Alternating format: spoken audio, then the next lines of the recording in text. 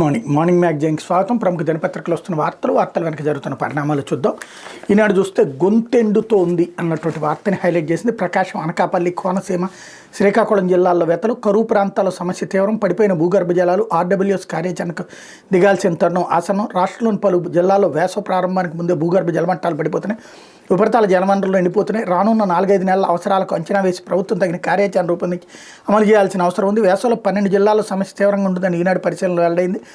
5 రోజుల పాటు వివిధ జిల్లాల్లో తాగునీటి సరఫరా తీరు, వేసవి అవసరాలు, నీటి వనరుల లభ్యత తదితర అంశాలను బేరీజు వేసుకుని అంచనాలకు వచ్చింది. ప్రత్యేకించి కరువు జిల్లాల్లో సమస్య తీవ్రమయ్యేలా కనిపిస్తోంది.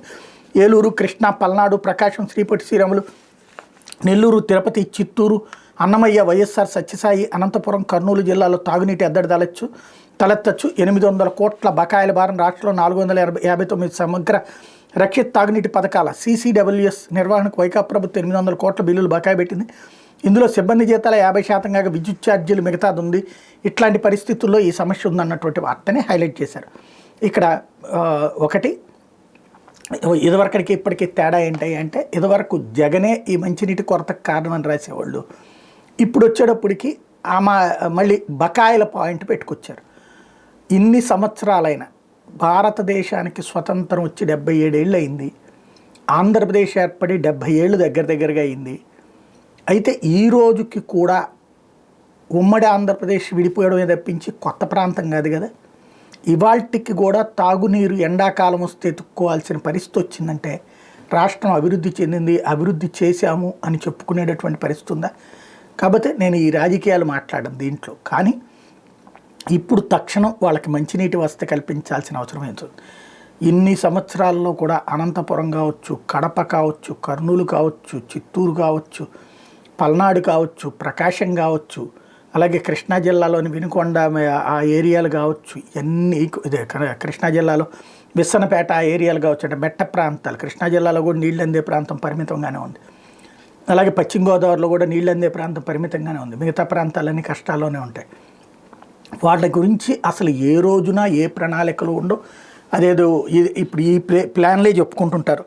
ఏది ఆ ప్రాజెక్ట్ అయిపోతుంది, ఈ ప్రాజెక్ట్ అయితే అయిపోతుంది. అవన్నీ సాగునీటికి. సరే, తాగునీరు ఏంటి అన్నటువంటి ఈ రోజు వరకు మనం ఏం చేయలేకపోయామనడానికి సజీవమైన సాక్ష్యం. ఇప్పుడైనా దీని మీద దృష్టి సారించాల్సిన అవసరం ఉంది. లేకపోతే పోసాని కృష్ణమురళి అరెస్ట్, అరాచక శక్తికి అరదండాలు, వైకాపా హయాంలో బూతులతో పెట్టిరిగిపోయిన వైనం, చంద్రబాబు, పవన్ కళ్యాణ్ సహా కుటుంబాల్లోని మహిళలపై అనుచిత వ్యాఖ్యలు, కూటమి ప్రభుత్వం ఏర్పాటయ్యాక రాష్ట్ర వ్యాప్తంగా పలు చోట్ల కేసులు నమోదు. అన్నమయ్య జిల్లాలో నమోదైన కేసులో తాజాగా అరెస్ట్. హైదరాబాద్లోని మైహోమ్ భూజాలో అదుపులోకి తీసుకున్న పోలీసులు.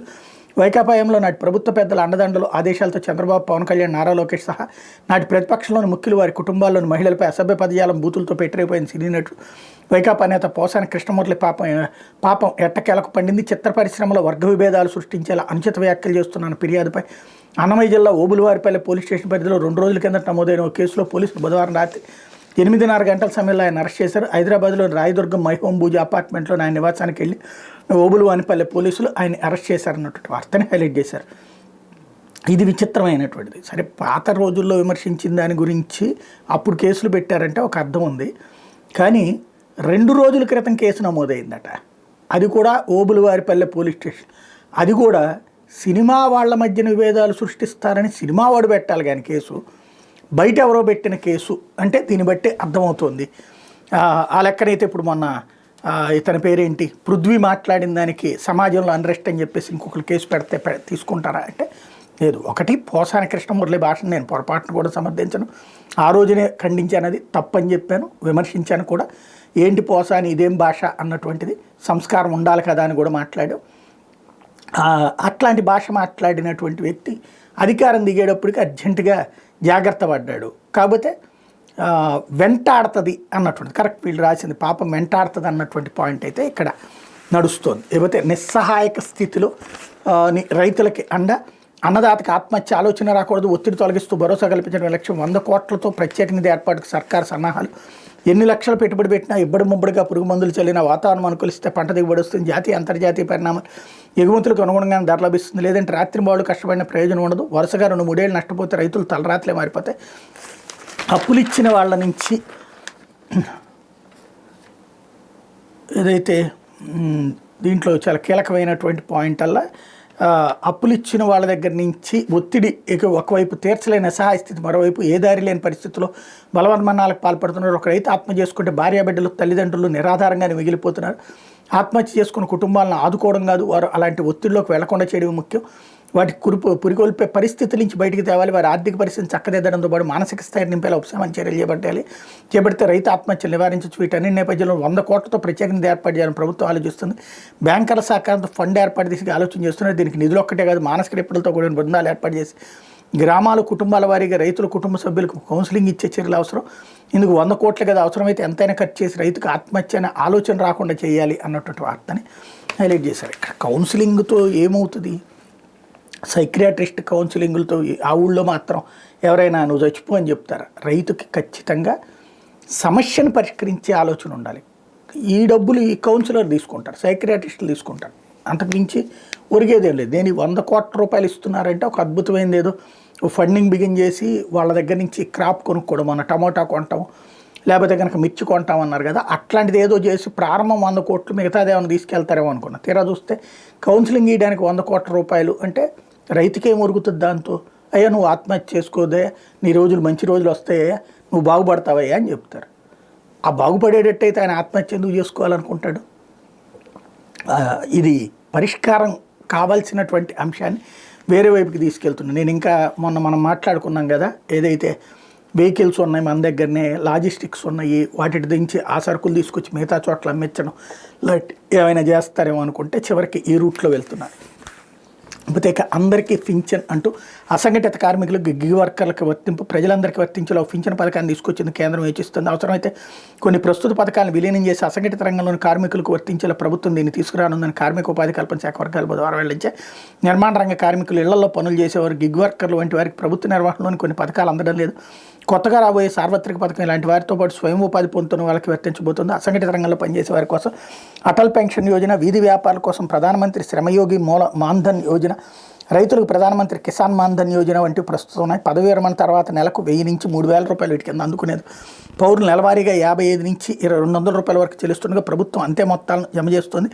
ఇలాంటి పథకాలను క్రమబద్ధీకరించి పౌరులు ఎవరైనా స్వచ్ఛందంగా కొంత మొత్తాలు జమ చేసుకుని 60 ఏళ్ల వయసు తర్వాత పింఛను పొందేలా సురక్షితమైన ఒకే తరహా పథకాన్ని అందుబాటులోకి తీసుకురాబోతున్నారు అన్నటువంటి వార్తని హైలైట్ చేసే చాలా అద్భుతమైన ఆలోచన. భవిష్యత్తు తరాలకి చాలా ముఖ్యమైనటువంటి అవసరం. మినిమం సంపాదన అన్నటువంటిది వృద్ధాప్యంలో లేకపోతే కుటుంబాలలో నిరాధరణ, నిర్లక్ష్యానికి గురయ్యే రోజుల్లో మంచి ఆలోచన చేశారు. అదేదో అమల్లో పెట్టాల్సిన అవసరం ఉంది. లేకపోతే ఎమ్మెల్సీ ఎన్నికలు నేడే 2 పట్టభద్రులు, 1 ఉపాధ్యాయ నియోజకవర్గాలకు వేరులో మొత్తం 70 మంది అభ్యర్థులు. రాష్ట్రంలోని ఉత్తరాంధ్ర, ఉపాధ్యాయ, ఉభయ గోదావరి, కృష్ణా, గుంటూరు పట్టభద్రుల నియోజకవర్గాలు గురువారం ఎన్నికలు జరగనున్నాయి. 16 జిల్లాల పరిధిలోని 1062 కేంద్రాల్లో ఉదయం 8 నుంచి సాయంత్రం 4 గంటల వరకు పోలింగ్ జరగనుంది. 3 నియోజకవర్గాల పరిధిలో 70 మంది అభ్యర్థులు బరిలో నిలిచారు. 6,84,593 మంది ఓటర్లు ఉన్నారు. పోలింగ్ ముగిసే సమయానికి కేంద్రం లోపల క్యూ లైన్లో ఉన్న వారందరికీ ఓటేసే అవకాశం కల్పిస్తారు. పోలింగ్ కోసం ఎన్నికల సంఘం పటిష్ట ఏర్పాట్లు చేసింది అన్నటువంటి వార్తని హైలైట్ చేశారు. వాస్తవంగా మన దగ్గర ఉన్న గ్రాడ్యుయేట్లు ఇంతేనా అంటే ఈ ఎలక్షన్లో ఉన్నటువంటి ప్రాబ్లం వల్ల ఏంటంటే ఎక్కువ మంది రిజిస్టర్ చేసుకోరు, అదే వచ్చినటువంటి సమస్య. లేకపోతే 43.5 కోట్లకు అమెరికా గోల్డ్ కార్డ్ సంపన్నులకు ట్రంప్ శాశ్వత వీసా ఆఫర్, 10 లక్షల మందికి అవకాశం. EB-5 వీసా రద్దు, అమెరికా పౌరసత్వం కావాలని కోరుకునే సంపన్నులకు అధ్యక్షుడు డొనాల్డ్ ట్రంప్ కొత్త పథకాన్ని ప్రకటించారు. 35 ఏళ్లుగా కొనసాగుతున్న EB-5 వీసా విధానాన్ని రద్దు చేసి గోల్డ్ కార్డు వీసాను తీసుకొచ్చారు. 43.5 కోట్లు $50 లక్షల వెచ్చించే వాళ్ళకి గోల్డ్ కార్డు అందిస్తామని మంగళవారం ప్రకటించారు. గోల్డ్ కార్డుతో అమెరికాకు వచ్చిన వారు మరింత సంపన్నులు అవుతారు, వ్యాపారాల్లో విజయవంతం అవుతారు, బాగా డబ్బు ఖర్చు చేస్తారు, భారీగా పన్నులు చెల్లిస్తారు, చాలామందికి ఉపాధి కల్పిస్తారు. ఈ పథకం భారీగా విజయవంతం అవుతుంది అనుకుంటున్నామని ట్రంప్ పేర్కొన్నారు. తొలుత 10 లక్షల కార్డును విక్రయించాలని, ఆ తర్వాత దాన్ని కోటికి చేర్చాలని భావిస్తున్నామని తెలిపారు. గోల్డ్ కార్డు వీసాల్లో ఉద్యోగ సృష్టి వంటి అవకాశాలను ట్రంప్ వెల్లడించలేదన్నట్టు వార్తని హైలైట్ చేశారు. లేకపోతే మహానేతలకు అపచారం అంటూ దేశ రాజధానిలో ఎంజీరంగా స్మారకం విధ్వంసం, సమరయోధుల కృషితో ఏర్పాటైన కాలనీలోని ఘోర అవమానం. ఢిల్లీలో ప్రముఖ స్వతంత్ర సమరయోధుడు, దశాబ్దాల పాటు పార్లమెంటుకు ప్రాతినిధ్యం వహించిన తెలుగు దిగ్గజ నేత ఎంజీరంగా, బాపట్లకు చెందిన మరో యోధుడు UL సుందర్రావుల స్మారకాలు దేశ రాజధానిలో మట్టిలో కలిపేస్తున్నారు. వారి కృషితో ఏర్పాటు కాలనీలోనే ఆ మహానేతల ఆనవాళ్లు చెరిపేస్తున్నారు. ఎవరైతే సమరయోధుల గౌరవార్థం స్మృతిచిహ్నాలు నిర్మించారు, వారి వారసులు ఆ స్థలంపై కన్నేసి ఆక్రమణకు దారితీస్తున్నారు. ఎంజీరంగా పార్లమెంట్ సభ్యుడిగా ఉన్నప్పుడు స్వతంత్ర సమరయోధులకు ఢిల్లీలో ఓ చిరునామా ఉండాలని ఫ్రీడమ్ ఫైటర్ కల్చరల్ సొసైటీని స్థాపించారు. ఉద్యమ సహచరుడు బాలక్రామ్ ఆయన కుమారుడు రతీరాములకు చెందిన 42.5 ఎకరాల భూమిని సొసైటీ ద్వారా కొని అందులో కాలనీ ఏర్పాటు చేశారు. సొసైటీ అధ్యక్షుడు ఎన్జీ రంగా, ప్రధాన కార్యదర్శి ఉయ్యల్ సుందరరావులు అప్పటి ప్రధాని ఇందిరాగాంధీతో మాట్లాడి వస్తువులు కల్పించారు. కాలనీపై ఎంతో మమకారం పెంచుకున్న ఎన్జీ రంగా తన స్మారకం అందులో ఉండాలనుకున్నారు. బాలక్రామ్, రతీరాములు కూడా మన నేతల గొప్పతనాన్ని గుర్తించి ఇద్దరు స్మారకాలను కాలనీలో నిర్మించి గౌరవించారు. ఇందుకోసం ఆంధ్రప్రదేశ్ నుంచి ఎన్జీ రంగా అస్థికలను తీసుకెళ్లారు. ఇంత చేస్తే ఆ యోధుల కృషిని బాలక్రామ్, రతీరాముల వారసులు విస్మరించారు. స్మృతి చిహ్నాలు ఉన్న స్థలాన్ని ఇప్పుడు డిమాండ్ ఏర్పడింది. వాటి పక్కనే ఉన్న భవనాన్ని రతీరామ్ కుమార్ విజయదీప్ ఇటీవల జిమ్ కోసం అద్దెకిచ్చారు. ఆ జిమ్ ముందు వైపు దారి మెట్రో రైలు నిర్మాణ పనుల వల్ల మూతపడింది. దీంతో వెనక నుంచి అంటే స్మారకాల పైనుంచి దారి వేసుకోవాలని విజయదీప్ వ్యాయామశాల నిర్వాహకులకు సూచించారు. అలా చేయడంతో అక్కడున్న ఎన్జీ రంగా, సుందరరావుల సమాధులు మట్టిలో కూరుకుపోయాయి. రోజులు గడిస్తే పూర్తిగా కనుమరుగే అక్కడ దారి స్థిరపడేలా ఉంది. ఆ స్థలానికి విపరీతమైన డిమాండ్ ఉండటంతో కావాలని ఇలా చేస్తున్నారని కాలనీలో ఉంటున్న జీవీరావు తెలిపారు. దీని మీద ఏపీ, తెలంగాణ సీఎంలు స్పందించి కేంద్ర ప్రభుత్వంపై ఒత్తిడి తెచ్చి స్మారకాలను కాపాడుకోవాలని కోరారు. ఆ యోధుల సమాధులు కాపాడాల్సిన బాధ్యత తెలుగు రాష్ట్రాల ప్రభుత్వంపై ఉందని మాజీ ఎంపీ యలమంచిలి శివాజీ పేర్కొన్నారు. అన్నట్టు వార్తని హైలైట్ చేశారు. లేకపోతే పండగ రోజు 10 మంది మృత్యువాత, వేరువేరు చోట్ల నీటిలో మునిగి దుర్మరణం. మహాశివరాత్రి పర్వదినం రోజు నదీ స్నానాలకు వెళ్లి రాష్ట్రంలోని వేరువేరు ప్రాంతాల్లో 10 మంది మృత్యువాత పడ్డారు. తూర్పుగోదావరి జిల్లా తాడిపూడి వద్ద గోదావరి ఊబిలో చిక్కుని 5 యువకులు మరణించారు. ఏలూరు జిల్లా పెదవేగ మండలంలో తమ్మిలేరులో దిగి ఇద్దరు, శ్రీపొట్టి శ్రీరాములు నెల్లూరు జిల్లా పెన్నా నదిలో ఈతకెళ్లి మరొకరు చనిపోయారు. ఎన్టీఆర్ జిల్లా పెనుగంచిప్రోలు మండలానికి చెందిన తండ్రి కుమారులు శ్రీశైలంలో శివదీక్ష విరమణ వెళ్లి కృష్ణానదిలో మునిగి ప్రాణాలు కోల్పోయారు అన్నటువంటి వార్తని హైలైట్ చేశారు. ఇప్పుడు తిరుమల దళారి కొట్టిస్తాడు బురిడి అంటూ నకిలీ టిక్కెట్లు, మెసేజ్లతో మోసపోతున్న శ్రీవారి భక్తుల అప్రమత్తతోనే దళారుల అక్రమాల కట్టడి. వ్యాపారులు ప్రముఖులతో పరిచయం పెంచుకుని తాను తిరుమల తిరుపతి దేవస్థానం ఉద్యోగాన్ని శ్రీవారి దర్శనం ఇప్పిస్తానని వారి నుంచి భారీగా నగదు వసూలు చేసి మోసగిస్తున్న అంతర్రాష్ట్ర మోసగాడు రమణ ప్రసాద్ తిరుమల పోలీసులు ఇటీవల అరెస్ట్ చేశారు. ఇతనిపై తిరుమలలోనే 12 కేసులు నమోదవు. విజయనగరం, కాకినాడలో మరో 2 కేసులున్నాయి. ఆన్లైన్లో ఉచితంగా అందించే శ్రీవారి సేవ బుకింగ్ స్లాట్ని హైదరాబాద్కి చెందిన కృష్ణారావు అనే దళారి 11,200 రూపాయలకు లక్ష్మీ శేష వేణమ్మకు విక్రయించారు. ఆమె తిరుపతి దేవస్థానం విజిలెన్స్ విభాగంలో ఫిర్యాదు చేశారు. వాట్సాప్ గ్రూపులో సంప్రదించిన ప్రధాన నిందితురాల కోసం పోలీసులు గాలిస్తున్నారు.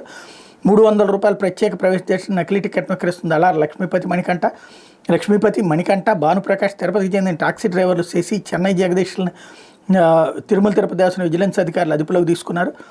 ఇటీవల తిరుమల తిరుపతి దేవస్థానం చైర్మన్ ఫోటోను వాట్సాప్ డీపీగా పెట్టుకుని భక్తులు మోసగిస్తున్న నిందితుని గుర్తించి పోలీసులు కేసు నమోదు చేశారు. దర్శన టికెట్లు ఇప్పిస్తాను వాట్సాప్ గ్రూపులో ప్రచారం చేసుకుని నకిలీ టికెట్లు విక్రయించాక వారిని గ్రూప్ నుంచి తొలగిస్తున్నారు. తిరుమల తిరుపతి దేవస్థానం వెబ్సైట్లను పోలి నకిలీ సైట్లను సృష్టించి మోసగిస్తున్నారు. కొంతమంది వీఐపీ బ్రేక్, ఆర్జీ సేవలు ఇప్పిస్తామని చెప్పి డబ్బు తీసుకుని భక్తులు నకిలీ ఎస్ఎంఎస్లు పంపుతున్నారు. శ్రీవారి మెట్టు మార్గంలో ఉచితంగా ఇచ్చే దివ్యదర్శనం టోకెన్లకు ఆటో, టాక్సీ డ్రైవర్ల భక్తుల నుంచి వేలల్లో వసూలు చేస్తున్నారు.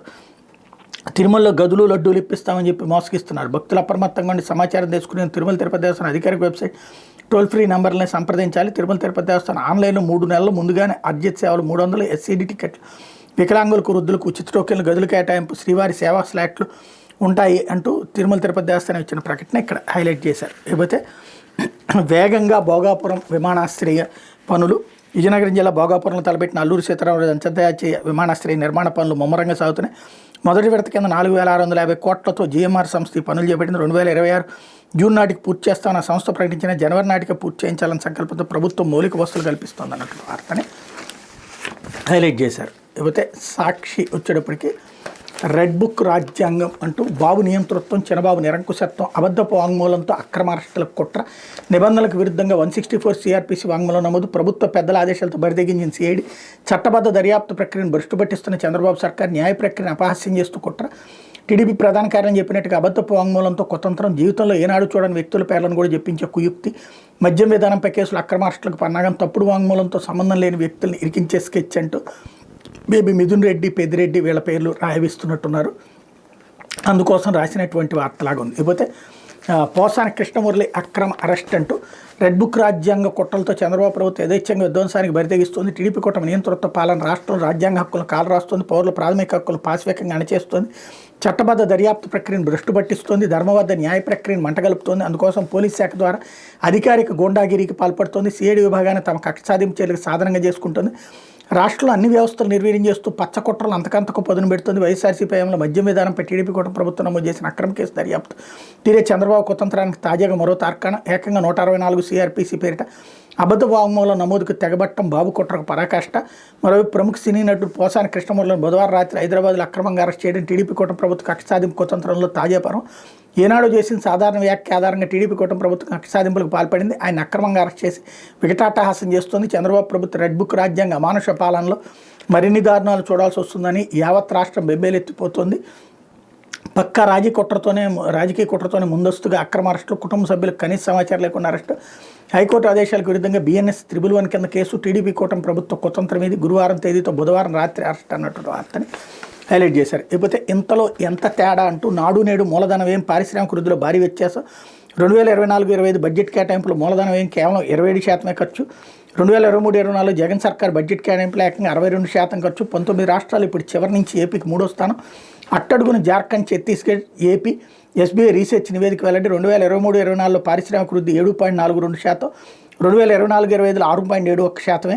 పరిశ్రమలు వస్తే వృద్ధి ఎందుకు తగ్గినట్టు? 1,107 MSMEలు మూత, పట్టణాల్లో పెరిగి నిరుద్యోగం, 4 లక్షల ఉద్యోగాలు ఇవ్వలేదని ఒప్పుకున్న మంత్రి లోకేష్. గవర్నర్ తెలుగు ప్రసంగంలో అచ్చుతప్పని మండల్లో స్పష్టీకరణ అన్నట్టు వార్తని హైలైట్ చేశారు. అయితే పులివెందుల ముంగిట్లో అత్యున్నత వైద్యం అంటూ వైఎస్ రాజారెడ్డి కంటి వైద్యశాలను ప్రారంభించిన వైఎస్ జగన్. ఆసుపత్రిలో విభాగాల పరిశీలన, అత్యాధునిక పరికరాల పనితీరును వివరించిన నిపుణులు. ఆసుపత్రిలో వైఎస్ జగన్ కంటి పరీక్షలు అన్నటువంటి వార్తని హైలైట్ చేశారు. ఇకపోతే 3 ఎమ్మెల్సీ స్థానాలకు పోలింగ్ నేడే అన్నటువంటిది ఇక్కడ హైలైట్ చేశారు.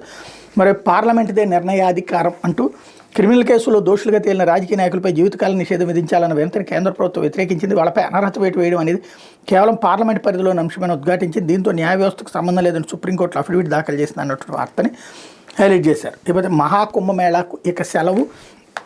45 రోజుల పాటు వైభవంగా సాగిన మహాకుంభమేళా బుధవారం ముగిసింది.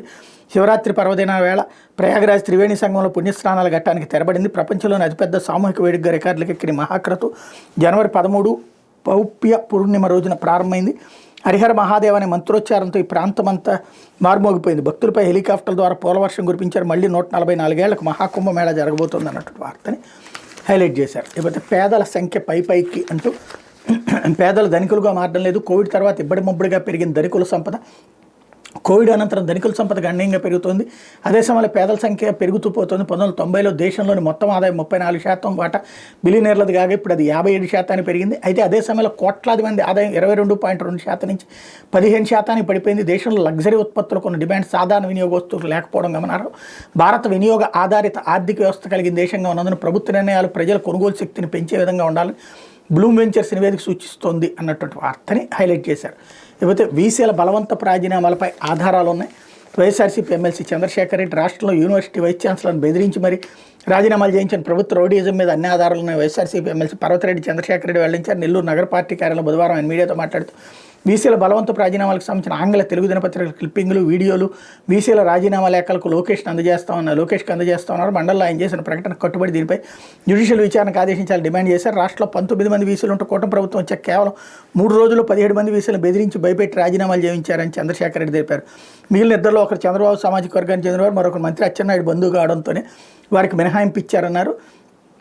టీడీపీ గోండాలు వీసీల ఛాంబర్లోకి వెళ్ళి నా కొడకాల నిన్ను నా కొడక కాపాడతాడు చూస్తామంటూ వీసీల ముందు పేపర్లు పెట్టి రాజీనామాలు తీసుకున్న వీడియోలు రాష్ట్రంలో వైరల్ అయిన విషయాన్ని ఆయన గుర్తు చేశారు. వీసీలను బెదిరించి సెల్ ఫోన్లు పగలగొట్టి రాజీనామాలు తీసుకున్న ఘటనలు ఏపీలో తప్ప దేశమంతలో మరెక్కడా జరిగి ఉండదన్నారు. ప్రభుత్వం ఉన్నత విద్యామండలి చైర్మన్ నుంచి వచ్చిన మౌఖిక ఆదేశాల మేరకు రాజీనామా సమర్పించినట్టు వీసీలు స్పష్టంగా తమ లేఖల్లో రాశారు. ప్రభుత్వం బెదిరించి రాజీనామాలు తీసుకుందానికి ఇంకేం ఆధారాలు కావాలని ప్రశ్నించారు. ఏ ఆధారాలను మండలి సాక్షిగా ప్రదర్శిస్తుంటే మంత్రులు, అధికార పార్టీ సభ్యులు పదే అడ్డు తగలడం ద్వారా వారి దుర్మార్గం బయటకు రాకుండా జాగ్రత్త పడ్డారని చంద్రశేఖర్ రెడ్డి విమర్శించారన్నట్టు వార్తని హైలైట్ చేశారు. లేకపోతే శ్రీశైలంలో నీటిని వాడకుండా ఏపీని అడ్డుకోండి కృష్ణా బోర్డు చైర్మన్ కలిసి నిరసన తెలిపిన తెలంగాణ అధికారులు. అత్యవసర సమావేశం నేటికి వాయిదా వేయడంపై తీవ్ర అసంతృప్తి అన్నటువంటి వార్తని హైలైట్ చేశారు. లేకపోతే ఆంధ్రజ్యోతి వచ్చేటప్పటికి శంభో శివశంభో అంటూ శైవక్షేత్రాలను భక్తులతో కటికట, అట్లాగే పోసాని అరెస్ట్ ఇక్కడ కూడా హైలైట్ చేశారు. మరోవైపు వైసీపీ సెల్ఫ్ గోల్స్ అంటూ వంశీ ఉదంతంపై ఎక్స్లో వీడియో. విశాఖలో స్వేచ్ఛగా షాపింగ్ చేస్తున్న సత్యవర్ధన్ అంటూ పోస్ట్ కిడ్నాప్ అయినట్టు ఎలా చెప్తారంటే ప్రశ్న. కానీ పోలీసు వాదనని సమర్థించిన వీడియో. ఆ వీడియోలో సత్యవర్ధన్ పక్కన A3, A9 నిందితులు అన్నటువంటి వార్తని హైలైట్ చేశారు. ఇక్కడే వెర్రితనం ఏంటంటే వార్తని కూడా ఎలా వక్రీకరించి చూడాలి అని చెప్పడం. వాళ్ళు పెట్టిన వీడియో ఏంటి? షాప్కి వెళ్ళి అతను కిడ్నాప్ అయితే కానీ కిడ్నాప్ అంటే ఏంటి? ఏ గదిలోనో పడేస్తారు, మాట్లాడనీరు, ఎవరికి అందుబాటులోకి రానియకుండా చేస్తారు. అలా కాకుండా షాపులకు తిరిగాడు, సరదాగా తిరిగాడు, ఈవెన్ వంశీ దగ్గర తిరిగాడంటే ఏంటి? అది కిడ్నాప్ అవుతుందా? ఆడతో కలిసి వ్యవహారం నడుపుకున్నాడు అతను. దాన్ని తీసుకొచ్చి కిడ్నాప్ అనో దొంగ కేసు పెడితే దాన్ని మళ్ళీ సమర్థిస్తా వార్తలు రాయడం అంటే కళ్ళెదురుగుండా జరిగే వీడియోను కూడా ఎలా ఆలోచించాలో వీళ్ళు దొంగ కోణంలో నుంచి, అంటే వీళ్ళు ఏ కోణంలో నుంచి చెప్తే ఆ కోణంలో నుంచి మనం ప్రిపేర్ అవ్వాలనేటటువంటి ఒక విచిత్రమైనటువంటి దాంట్లో ఉన్నారు. లేకపోతే మన సంగతి ఏంటి భయ్యా, నిర్మాత కేదార్ ఆకస్మిక మరణంతో అగ్ర హీరోల్లో ఉలికిపాటు, దుబాయ్లో నిర్మాణ స్థిరాస్తి రంగాల్లో కేదార్ వ్యాపారాలు, వాటిల్లో వందల కోట్లు పెట్టిన హీరోలు, నిర్మాతలు, దర్శకులు, పెట్టుబడుల వివరాలు తెలియక వారిలో ఆందోళన అంటూ బాలీవుడ్ సినీ నిర్మాత సెలగన్ శెట్టి కేదార్ ఆకస్మిక మరణం తెలుగు సినిమా రంగానికి చెందిన ప్రముఖులు, ముఖ్యంగా కొందరు అగ్ర హీరోలు గుండెల్లో గుబులు రేపుతోంది. తెలుగు సినీ రంగానికి చెందిన కొందరు అగ్ర హీరోలు, నిర్మాతలు, దర్శకులకు బినామీగా వ్యవహరిస్తూ వారికి చెందిన వందల కోట్ల రూపాయలతో కేదార్ దుబాయ్లో వ్యాపారాలు చేయడం ఎందుకు కారణం అని సమాచారం. కోట్లలో పెట్టుబడి పెట్టిన ఆ ప్రముఖులు కేదార్ ఆకస్మిక మరణంతో ఇప్పుడు తమ పరిస్థితి ఏంటి, తమ డబ్బు సంగతి ఏంటని ఆందోళన ఉన్నారని సినీ వర్గాల్లో తీవ్ర చర్చ జరుగుతోంది. ఏడాది క్రితం హైదరాబాద్లోని రాడిసన్ హోటల్లో బయలుపడినటువంటి డ్రగ్స్ కేసు ఆన్సర్లో కేదార్ ప్రేయర్ ప్రముఖంగా వినిపించింది. ఆ తర్వాత కేదార్ సినీ నిర్మాత కేదార్ సెలగన్ శెట్టిది అనుమానాస్పద మరణమా, సాధారణ మృతి కాదా అన్న ఈ ప్రశ్నలకు ప్రస్తుత పరిణామాలు దుబాయ్ నిబంధనలు అవుననే సమాధానం చెబుతున్నారు. ఇలాంటి కేసులో సాధారణంగా దుబాయ్ పోలీసులు సమాచారం గోప్యంగా ఉంచుతారు. కేసు తెలియదాకా వివరాలు బహిర్గతం చేయరు. కేదార్ కేసులో ఆయన మరణానికి కారణాలు వెల్లడించలేదు. భారతీయ అధికారులకు రాయబార కార్యాలయానికి కూడా ఎలాంటి సమాచారం ఇవ్వడం లేదు. దుబాయ్లో ఎవరైనా సాధారణంగా సహజంగా మరణిస్తే పోలీసులు 24 గంటల్లో క్లియరెన్స్ ఇస్తారు. పోలీస్ క్లియరెన్స్ అందగానే మృతదేహాన్ని ప్యాక్ చేసి స్వదేశానికి తరలించే ఏర్పాట్లు జరుగుతాయి. కేదార్ విషయంలో మాత్రం 2 రోజులు అవుతున్నా ఈ ప్రక్రియ తుద్దేశకు చేరుకోలేదు. కనీసం మరణానికి కారణాలు వెల్లడించేది. అనుమానాస్పద మరణాల విషయంలో పోలీసులు తమ దర్యాప్తును పూర్తి చేశాక మృతదేహాలను అప్పగిస్తారు. ఆసుపత్రిలో చికిత్స పొందుతూ మరణించిన గల్ఫ్ దేశాల్లో పోలీసు నివేదిక తప్పనిసరి. మృతదేహానికి వైద్య పరీక్షలు పూర్తి చేశాక బంధువులకు అప్పగిస్తారు. కేదార్ విషయంలో మృతదేహానికి పోస్టుమార్టం పూర్తయిన వివరాలు వెలుగులోకి రాలేదు. పోస్టుమార్టం నివేదికను తదుపరి దర్యాప్తు నిమిత్తం తరలించారు. అయితే వివరాలు ఎక్కడికి పంపారనే విషయాన్ని బహిర్గతం చేయలేదు. అక్కడి నుంచి ప్రాథమిక నివేదిక వచ్చే వరకు మృతదేహాన్ని అప్పగించే అవకాశాలు లేవని తెలుస్తోంది. దుబాయ్ సహా గల్ఫ్ దేశాల్లో అనుమానాస్పద మరణాలు సంభవిస్తే బాధితుల దేశానికి చెందిన రాయబారులకు కూడా వివరాలు చెప్పరు. కేదార్ విషయంలో అనధికార వర్గాలకు సమాచారం లేదన్నటువంటి అంశాన్ని పెట్టుకుంటే ఇక్కడే తన కార్యక్రమాలను హైదరాబాద్ దుబాయ్కి పూర్తిగా మార్చుకున్నారు కేదార్. అక్కడ అత్యంత ఖరీదైన జుమేరా లేక్ టవర్స్ అపార్ట్మెంట్లోని ఓ ఫ్లాట్లో నివాసం ఉంటూ రియల్ ఎస్టేట్ కన్స్ట్రక్షన్ వ్యాపారాలు చేస్తూ పలు లేక్ వ్యూ ప్రాజెక్టులు చేపట్టారని సమాచారం. అలాగే 100 కోట్ల రూపాయల విలువైన భూములు కలిగిన దుబాయ్లోని ఓ పెద్ద ల్యాండ్ డెవలపింగ్ కంపెనీలో కేదార్ కీలక వాటాదారుగా ఉన్నారని తెలిసింది. రియల్ ఎస్టేట్ కన్స్ట్రక్షన్స్ కంపెనీలకు ఆ సంస్థ భూములు విక్రయిస్తుంది. అయితే టాలీవుడ్ ప్రముఖుల తరపున కేదార్ ఆ కంపెనీలో భాగస్వామిగా ఉన్నారని దుబాయ్ వ్యాపార వర్గాల్లో ప్రచారం ఉంది.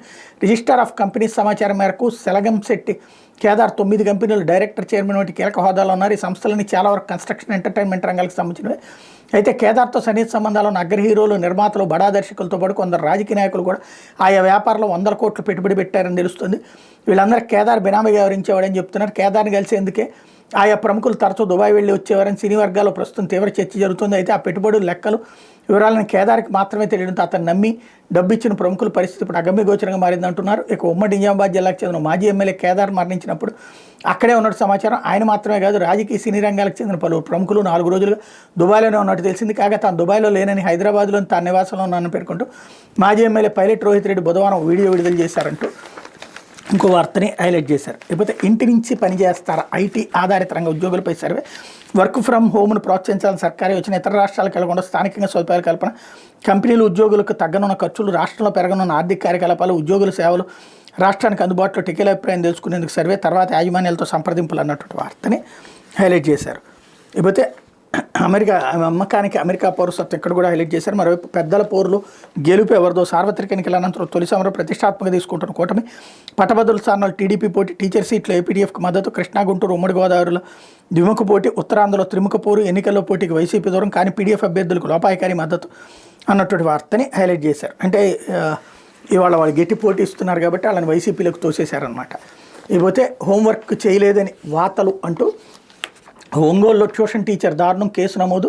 హోంవర్క్ చేయడం లేదన్న కారణంతో ఓ విద్యార్థికి ట్యూషన్ టీచర్ అట్లకాడ కాల్చి వాతలు పెట్టింది. ఇదేంటని ప్రశ్నించిన తల్లిదండ్రులని ఆమె భర్త చంపుతానని బెదిరించాడు. దీంతో వాళ్ళు పోలీసులను ఆశ్రయించారు. వివరాల్లోకి వెళ్తే ఒంగోలులోని గంటాపాలెం నివాసం ఉండే 3వ తరగతి విద్యార్థి ఇంటి ఎదురు ఉండే సాబీరా వద్దకు ట్యూషన్కి వెళ్తుంటాడు. ఈ నెల 25న ఆ విద్యార్థి హోంవర్క్ చేయలేదన్న కోపంతో ట్యూషన్ టీచర్ సాబీరా అట్లకాడ కాల్చి పిరుదులపై వాతలు పెట్టింది. తీవ్రమైన గాయాలవడంతో రోధిస్తుంటికి వెళ్లిన విద్యార్థి ట్యూషన్ టీచర్ నిర్వాహకాన్ని తల్లికి చెప్పాడు. తల్లిదండ్రులు సాబీరాకు ఫోన్ చేసి ప్రశ్నించారు. సరైన సమాధానం చెప్పకపోగా సాబీరా భర్త తనను చంపుతాడంటూ బెదిరించాడని విద్యార్థి తల్లి ఒంగోలు వన్ టౌన్ పోలీసులు బుధవారం ఫిర్యాదు చేశారు. పోలీసులు కేసు నమోదు చేసి విద్యార్థిని ఆసుపత్రికి తరలించారన్నటువంటి వార్తని హైలైట్ చేశారు. లేకపోతే అధిక వడ్డీ చిట్టీల పేరుతో 70 కోట్ల కుచ్చుటోపి కుటుంబ సభ్యులతో ఉడాయించిన తాపి మేస్త్రి అధిక వడ్డీ ఇస్తానని చిట్టీలు కట్టించి డబ్బులు వసూలు చేసి 70 కోట్ల కుచ్చుటోపి పెట్టాడు వ్యక్తి ఆంధ్రప్రదేశ్లోని అనంతపురం జిల్లా గుత్తికి చెందిన పొల్లయ్య 2 దశాబ్దాలుగా హైదరాబాద్ దాసారం గుడిసెల సమీపంలోని అపార్ట్మెంట్ నివాసం ఉంటున్నాడు. ఎస్ఆర్ నగర్ పరిసర ప్రాంతాల భవన నిర్మాణ మేస్త్రిగా పనిచేస్తున్నాడు. స్థానికులతో సత్సంబంధాలు ఏర్పాటు చేసుకుని బీకే కూడా ఎస్ఆర్ నగర్లో 15 ఏళ్లుగా చిట్టి ఫైనాన్స్ వ్యాపారం నిర్వహిస్తున్నాడు. అధిక వడ్డీ పేరు చెప్పి దాదాపు 300 మందికి పైగా ఖాతాదారులను కూడగొట్టుకున్నాడు.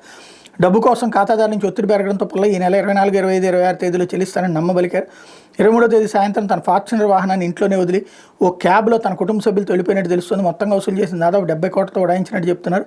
పుల్లయ్య బాధితులు బల్కంపేట, ఎస్ఆర్ నగర్కి మాత్రమే పరిమితం కాలేదు. అతను స్వస్థలమైన అనంతపురం జిల్లాలోని గుత్తి, కర్నూలు జిల్లాలో కూడా ఉన్నారు. తాము దాచుకున్న నగదుతో పాటు అధిక వడ్డీ వస్తుందన్న ఆశతో తమకు తెలిసిన వారి నగదును కూడా అతని దగ్గర డిపాజిట్లు చేయించిన వారి సంఖ్య ఎక్కువగా ఉంది. పుల్లయ్య ఉడాయించిన విషయం తెలుసుకుని బాధితులు గగ్గోలు పెడుతూ బీకేగూడలోనే ఆయన నివాసానికి చేరుకున్నారు. ఈ మేరకు బాధితులు ఎస్ఆర్ నగర్ పోలీసులు ఫిర్యాదు చేసేందుకు సిద్ధమయ్యారన్నటువంటి వార్తని హైలైట్ చేశారు. లేకపోతే దక్షిణాదిలో అప్పుడే వేడి సెగలు అంటూ కర్ణాటక, కేరళ, ముంబై వడగాల్పులు, ఏపీలో కోస్తా సీమల్లో అధిక ఉష్ణోగ్రతలు, గాలిలో తేమ శాతం తగ్గడమే కారణం అన్నటువంటి వార్తని హైలైట్ చేశారు. లేకపోతే ఆశలు ఆవిరి అంటూ సొరంగంలో చిక్కున్న 8 మందిని ప్రాణాలతో తీసుకురావడం కష్టమే.